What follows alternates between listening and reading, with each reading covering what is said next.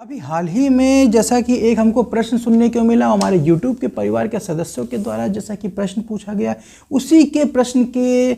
आधार पे हमने ये विचार किया कि इसको वीडियो के माध्यम से इसको अवगत कराया गया। इससे न केवल उन्हीं को एक प्रश्न का उत्तर मिलेगा और इसके अलावा और जो हमारे YouTube के परिवार के जो सदस्य हैं उनको भी लाभ मिलेगा। जैसा कि उनका ये प्रश्न था कि अगर जो किसी पत्नी का अगर जो उनकी चैट मिल जाती है और अगर जो इस तरीके का जो उनको कोई प्रूफ मिल जाता है, जैसा कि उनका किसी अदर पर्सन के साथ अगर जो उनका रिलेशन है, अगर जो कोई इस तरीके से अगर जो उनका कोई संबंध सामने निकल के आता है और ये प्रूफ उनके पास अवेलेबल है, तो क्या कोई लीगल रेमेडी उपलब्ध है जिसके फलस्वरूप हम उसमें बात कर सकते हैं या हम उसमें कोई विचार कर सकते हैं। इसके फलस्वरूप हमने जब ये देखा कि इस तरीके की समस्या निकल गई, इस समस्या का हमने उनका निराकरण तो बताया ही, और उसके साथ में हमने स्टडी करने के बाद ये चीज़ पाया कि ऐसा ही हाई कोर्ट का एक मामला सामने निकल के आया और उसमें एक रिलेवेंट टॉपिक पे एक रिलेवेंट हाई कोर्ट का एक जजमेंट है, जिसमें माननीय उच्च न्यायालय ने इस तथ्य पर आधारित जो जजमेंट दिया वो बिल्कुल युक्त है और बिल्कुल परिपूर्ण है। और जो इस तरीके की, जैसे कि आपने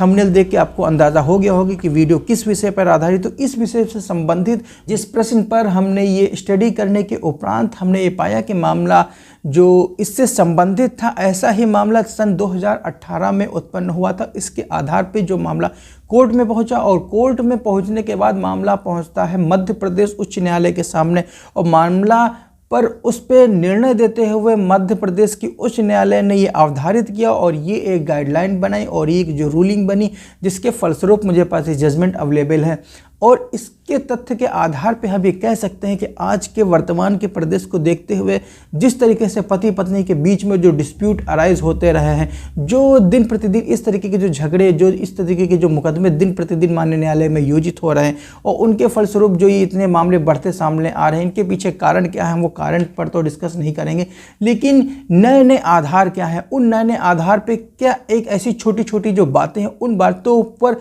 अगर जो ध्यान ना दिया गया तो वो समय बीतने के साथ भी और ज़्यादा विकराल रूप धारण कर लेते, जिसके फलस्वरूप मामला जो कोर्ट कचहरी तक पहुंचता है। और इसके फलस्वरूप अगर जो हम उसको कोर्ट पहुंचने से पहले अगर जो हम घर में उसका अगर जो हम अल्टरनेटिव कोई डिस्प्यूट को रिजॉल्व करने का कोई अगर जो तरीका निकाल लेते हैं तो वो मच बेटर है। लेकिन आज के तथ्य में, आज के विषय पे हम ये बताना चाहेंगे, थोड़ा सा हम उसके फैक्ट पे प्रकाश अवश्य डालना चाहेंगे कि किस तरीके से क्या क्या घटना घटित हुई थी जिसमें के आधार पर मामला जो उच्च न्यायालय में पहुंचा। क्योंकि एक महिला और एक पुरुष का एक संबंध स्थापित होता है, वो संबंध परिवार वालों की रजामंदी से होता है, जिसमें कि दोनों के बीच में शादी होती है और वो शादी सन 2018 में होती है। और उसके उपरांत पति को ये ज्ञात होता है कि पत्नी के जो पहले के जो पुरुष या जो महिला जो मित्र थे, उनके आधार पे उसको ये शंका होती है, जिसके आधार पे उससे पूछताछ करता है। लेकिन पूछताछ करने पर भी पत्नी क्रोधित हो जाती है और क्रोधित होने के बाद भी वो 2 महीने के शादी के बाद वो अपने ससुराल से चली जाती है। लेकिन इस तरीके की जब उसको कोई सबूत मिलते हैं, उसने अपनी पत्नी के जो मोबाइल से जो चैट मिलती है, जो व्हाट्सएप के माध्यम से जो उसको चैट मिलती है, उसके कई भी जो पुरुष जो मित्र थे उनसे उनके चैट मिलते हैं, जिनसे वो एडमिट करते हैं कि हमारे इस व्यक्ति के साथ अलग अलग तरीके से संबंध बनाए गए हुए थे। और वो संबंध के आधार पर इस तरीके के चैट को पति ने अपने फ़ोन में उसको सुरक्षित रखा और एज ए एविडेंस कलेक्ट करते रहे। और ये कलेक्ट करने के बाद जब वो इस तरीके से जब वो परिपूर्ण हो गए कि उसका जब शक जब बोला यकीन में बदल गया, सारे एविडेंस और सारे कलेक्शन करने के बाद जब उसको ज्ञात हुआ कि पत्नी उसको धोखा दे रही है, तो जिसके आधार पर उसने कुछ नहीं किया, ना उसके बाद उसने कोई पूछताछ की, ना कुछ किया, क्योंकि पत्नी उसके घर में रही नहीं रही थी, वो ससुराल के घर को छोड़ के कहीं और जा चुकी थी। जिसके फलस्वरूप जो पत्नी ने डिवोर्स का मुकदमा माननीय न्यायालय के समक्ष उपस्थित किया, जो कि पारिवारिक न्यायालय में उपस्थित किया जाता है। जैसा कि मैंने पहले की वीडियो में मैं बता चुका हूं कि कौन सा मामला किस न्यायालय में प्रस्तुत किया जाएगा, किस न्यायालय में कौन सा मामला उसका विचारण चलेगा। तो माननीय पारिवारिक न्यायालय के समक्ष विवाह विच्छेद का मामला प्रस्तुत किया गया, जिसके फलस्वरूप पत्नी को पक्षकार बनाते हुए उनको नोटिस भेजी गई और पूरा ट्रायल चला। ट्रायल चलने के बाद माननीय न्यायालय जो कि पारिवारिक न्यायालय ने पति के पक्ष में फैसला सुनाया और पति के पक्ष में तलाक की डिग्री के आदेश पारित किए, जिसके फलस्वरूप अब पत्नी को ये लगता था कि उसका जो परिवार है वो टूटने लगा है। और पत्नी इस तरीके की ये सब सारी षड्यंत्र होने के बावजूद भी उस पति को तलाक नहीं देना चाहती थी। फिर जिसके फलस्वरूप इससे प्रूव हुआ, पत्नी ने अपने आप को व्यथित मानते हुए अपने जो तथ्य हैं उनको तोड़ मरोड़ के अलग तरीके से पेश करके फिर माननीय उच्च न्यायालय के समक्ष, यानी कि जो मामला मध्य प्रदेश का है तो जाहिर सी बात है मामला उच्च न्यायालय के सामने पहुंचा जो कि मध्य प्रदेश में, वहां उन्होंने अपनी अपील प्रस्तुत की और अपील में सुनवाई करते हुए माननीय उच्च न्यायालय ने भी पाया कि जो पारिवारिक न्यायालय द्वारा जो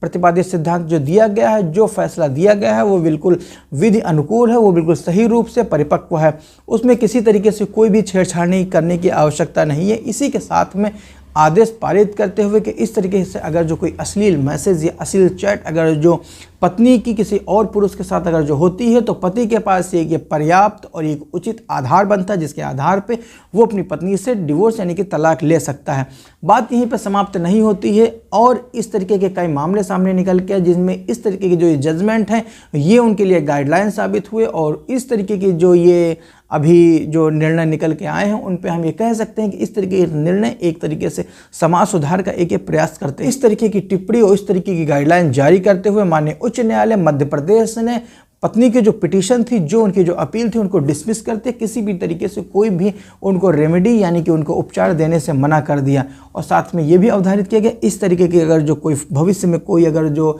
ऐसी तथ्य और ऐसी अगर जो समस्या उत्पन्न होती है तो उसको इस तरीके से ये एक युक्त कारण बताया कि जिसके आधार पर पति के पास ये ऑप्शन रहेगा कि वो पत्नी के खिलाफ इस तरीके का वाद प्रस्तुत करके अपने जो दाम्पत्य जीवन से वो छुटकारा पा सकता है। और इसी के साथ में समय समय पर जैसा जैसा जो परिस्थितियां निकलती हैं और उस परिस्थितियों के आधार पर लॉ उसको कंट्रोल करने के लिए उसको चलता है। अब परिस्थितियां इस तरीके से निकल के आई हैं सामने क्योंकि पत्नी के पास अलग अलग तरीके के क्रूरल्टी के ग्राउंड बनते हैं, अलग अलग तरीके निकाल के आते हैं कि किस तरीके से क्रूरता की जाए। तो समय समय पर जो उच्चतम न्यायालय या उच्च न्यायालय ये बताती रहती है कि ये जो घटना घटित हुई है, ये जो एक्टिविटी पति या पत्नी के द्वारा जिसके भी द्वारा पारित की जाए ये क्रूरता के अंतर्गत आती है अथवा नहीं आती है। क्योंकि क्रूरता की डिफिनेशन एक जो एक्ट में डिफाइन की गई है वो तो है ही है, लेकिन समय के बदलाव के साथ साथ में जो क्रूरता के जो लेवल है, जो उनका जो तरीका है वो बढ़ता जा रहा है।